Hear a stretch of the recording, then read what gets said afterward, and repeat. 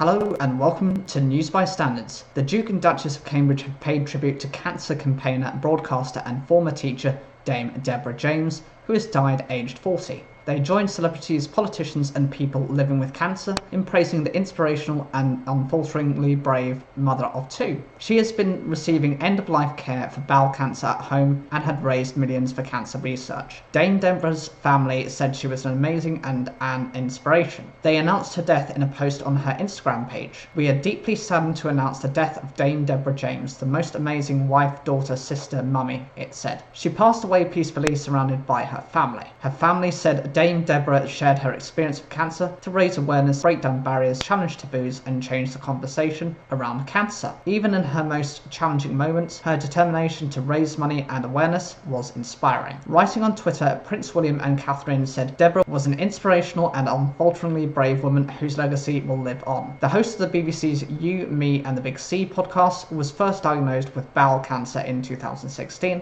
and was given a damehood in May in recognition of her fundraising. Prince William visited her at her parents' home in Woking, Surrey, to deliver it. He praised her tireless efforts and thanked her for giving hope to those living with the disease. For her part, Dame Deborah said William's visit was surreal. "You can imagine the cleaning antics and preparation went off the scale, but it was all irrelevant because William was so kind," she said. So to give you a context, what are bowel cancer symptoms? A persistent change in bowel habits, going more often with looser stools and sometimes tummy pains, blood in the stools without other symptoms such as piles, and abdominal pain, discomfort or bloating always brought on by eating. Who is eligible to get cancer screening checks? Regular bowel cancer screening is available to anyone aged 60 to 74, and this program is expanding to include everyone aged 50 to 59. This expansion is happening gradually over 4 years and has started in April last year. People in England aged 60 to 74 who are registered with a GP are automatically sent an NHS